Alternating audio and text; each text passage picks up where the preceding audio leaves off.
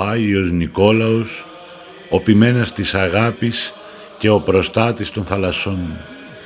Αγαπητοί μου αδελφοί, η 6η Δεκεμβρίου είναι η μέρα χαράς και ευλογίας. Η Εκκλησία μας πανηγυρίζει τη μνήμη του Αγίου Νικολάου, επισκόπου μύρων της Λυκίας του Θαυματουργού, του προστάτη των ναυτικών, του πατέρα της αγάπης. Ο Άγιος Νικόλαος γεννήθηκε στα Πάταρα της Λυκίας, γύρω στο 270 μετά Χριστόν. Από ευσεβείς γονείς, τον Θεοφάνη και την Όνα, από μικρός έδειξε ασκητικό φρόνημα, προσευχή και αγάπη για τον Θεό. Όταν έμεινε ορφανός, μοίρασε την περιουσία του στους φτωχούς και αφιερώθηκε στην Εκκλησία. Χειροτονήθηκε ιερέας και αργότερα επίσκοπος Μύρων. Ως ποιμένας ήταν πρότυπο ταπείνωσης και αγάπης. Δεν ζούσε για τον εαυτό του, αλλά για το λαό του Θεού.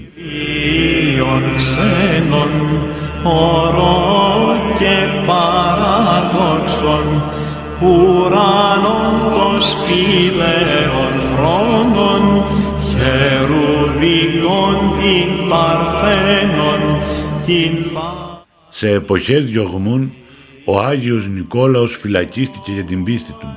Αργότερα συμμετείχε στην πρώτη Οικουμενική Σύνοδο στη Νίκαια το 325 μετά Χριστόν, όπου υπερασπίστηκε την Ορθοδοξία απέναντι στον Άριο.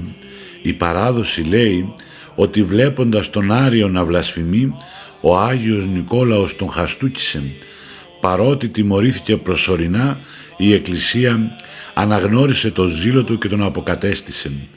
Ο Άγιος Ιωάννης ο Χρυσόστομος λέει: «Ο ποιμήν ο αληθινός δεν φοβάται να θυσιάσει τον εαυτό του για το ποίμνιο». Αυτό ακριβώς έκανε ο Άγιος Νικόλαος, υπερασπίστηκε την αλήθεια, ακόμη και αν κινδύνευε η θέση του. Ο Άγιος Νικόλαος έγινε γνωστός για τα πολλά θαύματά του.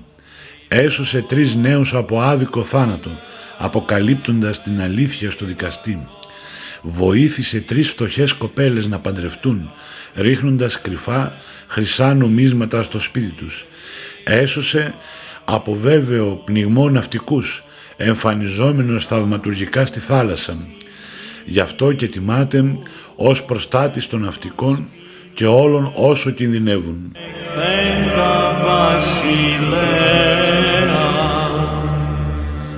Νεϊγενές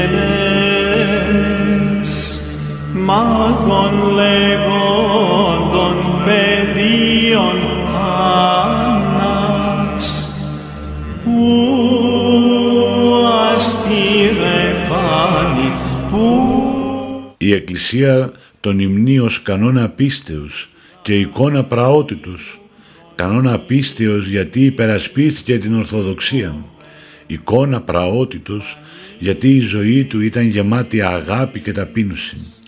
Ο Άγιος Ιωάννης ο Δαμασκηνός γράφει: «Δι' ενός Αγίου φαίνεται η δύναμη του Θεού, όχι στην εξουσία, αλλά στην αγάπη».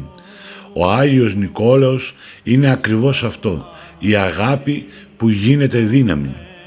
Αδελφοί μου, ο Άγιος Νικόλαος μας καλεί να ζούμε με αγάπη και θυσία, να μην κλείνουμε την καρδιά μας στον πόνο του άλλου, να γινόμαστε και εμείς θαυματουργοί με την προσευχή και την προσφορά μας.